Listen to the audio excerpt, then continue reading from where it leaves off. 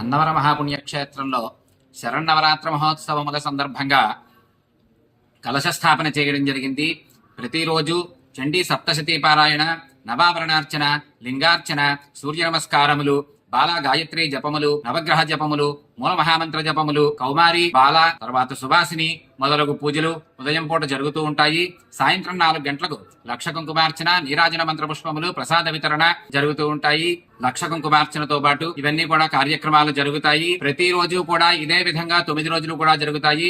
దుర్గాష్టమి రోజున చండీ హోమం జరుగుతుంది.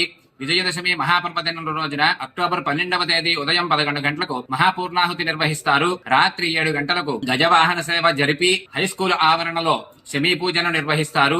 ఈ శమీ శమయతే పాపం శమీ శత్రు వినాశిని, ఈ శమీ పూజను ఎవరైతే ప్రత్యక్షంగా వీక్షిస్తారో వారందరికీ కూడా సర్వ పాపములు హరింపబడి శత్రునాశనము జరిగి సకల శుభములు కలుగుతాయని శాస్త్రవచనం.